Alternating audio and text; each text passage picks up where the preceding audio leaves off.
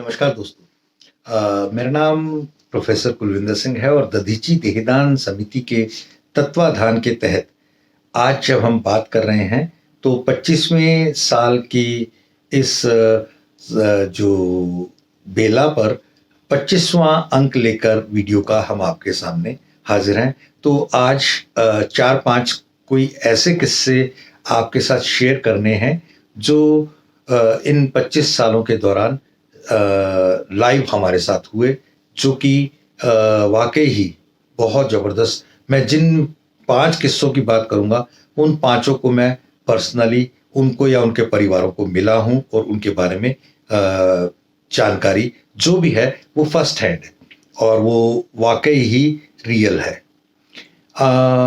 एक मेरे मित्र हैं, हमारे साथ वॉलंटियर हैं, लेडी हैं और उनके साथ ये हुआ था। मैं नाम जानबूझ के, क्योंकि नाम सबके हम बता सकते हैं, कोई दिक्कत नहीं है, लेकिन ये एक ऐसा नेक परोपकार का काम है कि बहुत सारे लोग अपना नाम भी नहीं करवाना चाहते और अपनी पब्लिसिटी के लिए उनको एक रिस्ट्रिक्शन रहती है, कॉन्स्टेंट्स रहते हैं। उनके पति बहुत यंग एज में, ऑलमोस्ट 35-30 के एज में, वो एक एक्सीडेंट के चलते ब्रेन स्टेम डेथ और घर पर बॉडी है और हॉस्पिटल में बॉडी है और उस समय डॉक्टर्स द्वारा ये कहा जा रहा है कि क्या आप इनके ऑर्गन डोनेट करना चाहते हैं। और ऐसी सूरत में उस रोती बिलखती हुई औरत को ये नहीं पता कि ऑर्गन डोनेशन क्या होता है, उसे ये भी नहीं पता कि मेरे पति के साथ क्या हुआ है जो ये काम मुझे बताया जा रहा है। लेकिन उस लेडी को एक ही चीज़ पता है कि ये सारे लोग कोई ऐसी बात के बारे में कह रहे हैं जो कोई साधारण नहीं है, असाधारण है। ये कितने लोगों की काम का ये विषय बन जाएगा पता नहीं। तो यस किया गया रोते बिलखते हुए कि मेरे पति सारी जिंदगी अच्छे परोपकार के काम करते रहे, लेकिन आज ये ऐसी बेला आई है जिस समय मैं उनके परोपकार वाले शरीर को दफनाने या जलाने के लिए हाँ करूं, नहीं, मैं इनको वो अंतिम विदाई दूंगी जो इनके मन को, इनकी आत्मा को बहुत जबरदस्त शुद्धता, पवित्रता और शांति दे सके। बहुत दिनों बाद उस व्यक्ति को जिसका हार्ट ट्रांसप्लांट हुआ था, इनकी हार्ट जिस व्यक्ति को लगा था, उसकी शादी पर ये एज अ विडो पहुंचे। तो उन्होंने बोला कि आप मंडप में मेरे साथ नज़दीक बैठें। तो उन्होंने बोला कि नहीं, मैं विडो हूं और ये शुभ कार्य है। तो उन्होंने बोला कि आज मेरा दिल धड़क रहा है तो आपके पति के कारण धड़क रहा है। आपके पति का दिल अगर आपने इजाज़त ना दी होती तो जला दिया या दफना दिया जाता, मैं जीवित ना होता। कितनी बड़ी बात। एक 35 साल के यंग व्यक्ति को मैं रोहिणी में एक हमारे दधीची के महोत्सव पर मिला और उन्होंने बताया कि मैं जब 30 साल का था तो बहुत ही ज़बरदस्त तरीके से 28-30 साल के काम कुम कर रहा था। अचानक मेरे को थकान इतनी ज़्यादा होने लगी कि मैं एक आध घंटा भी काम कर लेता था तो उसके बाद मुझे कई घंटे आराम करना पड़ता था। समझ नहीं आ रहा था क्या। सारा चेकअप कराने पर पता लगा कि हार्ट बहुत ज़्यादा कमज़ोर है और किसी समय भी बैठ सकता है। और सिचुएशन ये है कि अगर ट्रांसप्लांट जैसी सिचुएशन ना की गई तो एकदम से अचानक जीवन संपन्न भी हो सकता है। तो ऐसी सूरत में कैसे तैसे करके बहुत लंबा सफ़र है इसकी कहानी का, लेकिन एंड में बताता हूँ। किसी नेक आत्मा का एक विचार बना कि मेरे जाने पर मेरा हार्ट किसी को दे दिया जाए और इनको वो हार्ट मिला और मैं उनसे खुद मिला। तो उनकी पत्नी आंखों में आंसू लेकर कह रही थी कि मेरी छोटी छोटी बच्चे हैं, बेटियां हैं, उनका वो पापा को आके जब लिपटती थी तो पापा से उठाया नहीं जाता था, इतनी उनके अंदर ताकत नहीं थी, क्योंकि हार्ट, और वो बाद में सब कुछ सही हो गया आज। हाँ, हार्ट ट्रांसप्लांट के बाद वो सब चीज़ें, उतनी भाग दौड़, उतनी सब चीज़ें नहीं रहती, लेकिन फिर भी 60-70% शरीर वापस और जीवन तो हो ही जाता है।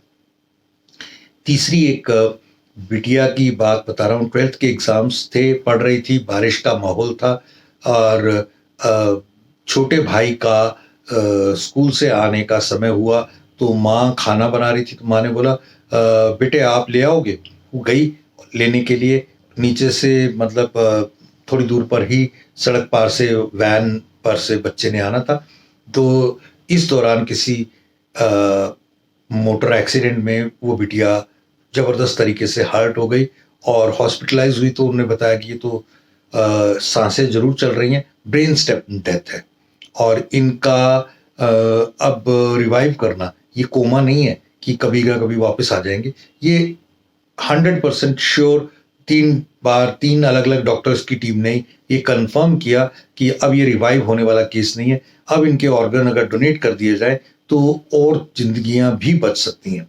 और कमाल की बात, उस समय पिताजी या बाकी परिवार वालों को कोई भी इस तरह का कोई इल्म नहीं था, और अनपढ़ बीवी ने, जो बच्चे की माँ थी, उन्होंने ये फैसला लिया, नहीं, आप बच्चे के ऑर्गन्स डोनेट कीजिए, मैं इस बारे में तैयार हूँ। और मैं उन्हें खुद पर्सनली मिला, और वो दिल्ली में ही रहते हैं। ये अभी तक जो बाद में 3 केस बताए, तीनों के तीनों को मैं मिला हूँ, और तीनों के तीनों दिल्ली में ही रहते हैं। एक और केस, इन्हें मैं राष्ट्रपति भवन में एक दधीची के समारोह में उनके साथ मेरा संपर्क हुआ, इनसे मुलाकात हुई। इन्होंने भारत में सबसे छोटी उम्र का देहदान, 7 दिन के बच्चे का देहदान किया था। और ये एक बहुत बड़ी एक बात है कि एक बच्चा जिसको जन्म लिए हुए केवल 7 दिन हुए, वो अगर चला जाए, और ऐसी सूरत में इस तरह के किसी दान की बात आए और आप उसके लिए हाँ भरें, तो कितना बड़ा दिल चाहिए, कितना बड़ा हृदय चाहिए इस परोपकार के लिए। मैंने मिला था, और ये एक बहुत ही बड़ी कहानी, बहुत बड़ी एक इतिहास की रचना इनके द्वारा प्रभु ने करवाई। एक और मेरे जिन्हें मैं बाद में एक कथा के दौरान, उनके याद में जो एक कथा हुई, उस दौरान उनके परिवार को मिला। एरिया के एमपी भी आए थे, बहुत बड़े लार्ज स्केल पे दधीची कथा वहाँ कराई गई, और उन्होंने जो अंग दिए, अखबारों में भी काफ़ी आया, 8 जीवनों को उन्होंने बचाया, और 8 से ज़्यादा जीवन एक व्यक्ति के कारण बचे। वो ऐसे, और फिर बाद में तो ये उनके घर में प्रथा ही हो गई, देहदान, और ये सारी प्रक्रिया उनके घर में 3 पीढ़ियों द्वारा ये प्रक्रिया की जाने लगी, और ये बहुत बड़ा एक श्रेय उनके लिए। और कमाल तो ये है कि उन्हें ये सब कुछ करते हुए ऐसा लगता है जैसे ये हमारी ड्यूटी है और ये हमारा फर्ज है, और इसे करते हुए वो अपने आप में सौभाग्यशाली मानते हैं।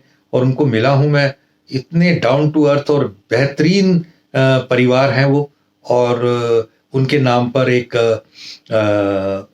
वहाँ पर पार्क का नाम सुशील वाटिका के नाम से किया रखा गया, और बहुत कुछ उन्होंने उस पूरी बहुत बड़े पार्क में बड़े बड़े बरगद के पेड़, बहुत छोटे छोटे फूल पौधे सब लगाए, और वो बताते थे ये मेरा बेटा है, इसका इतनी उम्र, फूलों पौधों और पेड़ों के बारे में इतनी जानकारी की, किसको कब कितनी खाद देनी है, क्या करना है, वो सारा कुछ उन्होंने। और जब वो चले गए तो एरिया वालों ने बोला कि ये तो पूरे का पूरा जो पार्क है इन्हीं की देन है, तो इन्होंने इतना बड़ा समाज के लिए काम किया, तो इनके लिए ही ये समर्पण कर दिया जाए। उन्हीं के नाम से वो पार्क बनाया गया, वहाँ उनकी प्रतिमा भी लगाई गई है। एक आखिरी केस जो कि आज के इसमें किस्से में नहीं था, लेकिन मैं फिर भी लेना चाहता हूँ। ये भी एक बहुत स्पेशल केस है।